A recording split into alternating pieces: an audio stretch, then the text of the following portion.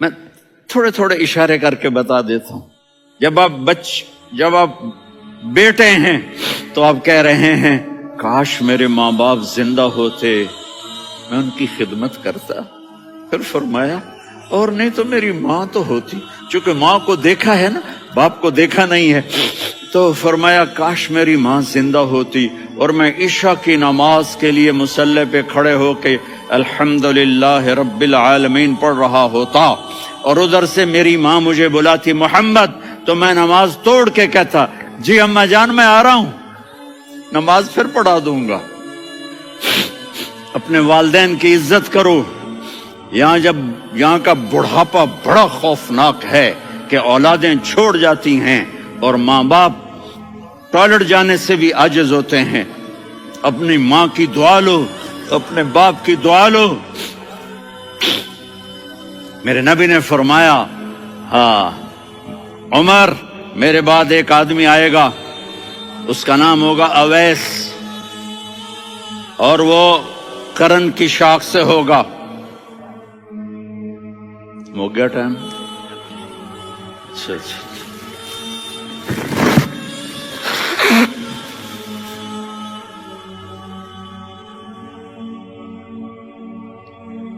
اس سے دعا کرانا، علی آپ بھی، عمر آپ بھی. یا رسول اللہ کس لیے؟ کہ اس نے ماں کی ایسی خدمت کی ہے کہ جب ہاتھ اٹھاتا ہے اللہ اس کے ہاتھ خالی نہیں لوٹاتا. حضرت عمر رضی اللہ تعالی عنہ نے حج کے موسم پر سارے حاجی کھڑے کر لیے، کہا بھائی یمن والے کھڑے رہو باقی بیٹھ جاؤ. تو بیٹھ گئے. پھر فرمایا کہ یمن والے بیٹھ جاؤ، قرن والے کھڑے رہ جاؤ. تو ایک آدمی کھڑا رہا. کہا تم قرنی ہو؟ کہا جی ہاں. اویس کو جانتے ہو؟ جی میرے بھائی کا بیٹا ہے لیکن تھوڑا پاگل سا ہے، آپ کیوں پوچھ رہے ہیں؟ حضرت عمر نے فرمایا وہ نہیں، تو پاگل ہے. کدھر ہے؟ کہا جی اونٹ چرانے گیا ہے ادھر عرفات کی طرف. تو آپ نے حضرت علی کو ساتھ لیا اور دوڑ لگائی سواری پر. دیکھا تو اویس کرنی ایک کیکر کے نیچے نماز پڑھ رہے تھے اور اونٹ چر رہے تھے. تو جب انہوں نے دیکھا کہ دو آدمی آ کے بیٹھ گئے تو انہوں نے نماز شارٹ کٹ کر دی. تو حضرت عمر نے پوچھا کون ہو بھائی؟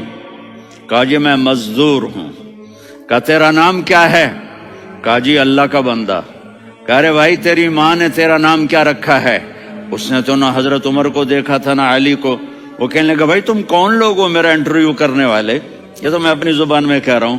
تو حضرت علی بولے کہ بھائی یہ ہیں امیر المومنین عمر بن خطاب اور میں ہوں علی بن ابی طالب.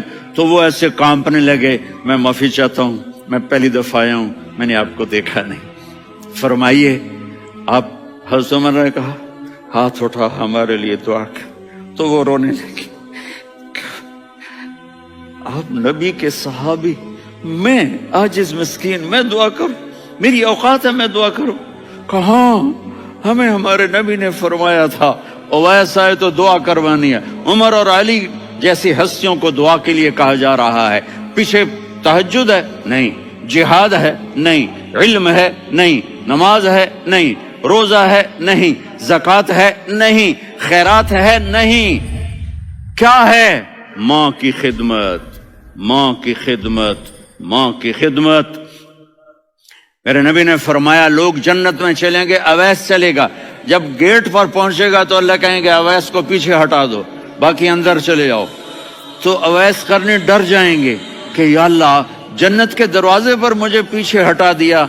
تو اللہ کہیں گے پیچھے دیکھو، ویسے پیچھے مڑ کے دیکھیں گے تو لوگوں کا مجمع ہوگا جو جہنم میں جا رہے ہوں گے، ایمان والے، گنہگار مسلمان. تو میرا اللہ کہے گا اویس اپنی انگلی کو پھیرتا جا، جس پر تیری انگلی پڑے گی تیری تو فیل سب کو جنت میں ڈال دوں گا. یہ ماں ہے، صرف ڈالر ہی سب کچھ نہیں ہے، یہ ماں ہے. میرے نبی نے فرمایا اب تیرا باپ تیری جنت کا سب سے بڑا دروازہ ہے. اگر تو نے باپ کو ناراض کر کے موت پائی تو تیرے لیے جنت کا دروازہ کھل نہ سکے گا. یہ باپ کا مقام ہے. پھر آپ نے 11 شادیاں کی. کیوں کی؟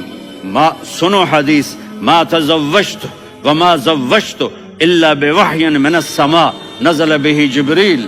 کہا میرے ساتھیوں سنو، اللہ کی قسم میں نے کوئی شادی اپنی مرضی سے نہیں کی. میرے اللہ نے فرمایا یہاں کرو، میں نے کی. میں نے اپنی بیٹی وہاں دی جہاں میرے اللہ نے فرمایا. تو اتنی شادیاں کیوں کی ہیں؟ ہمیں گھر کی زندگی سمجھانے کے لیے.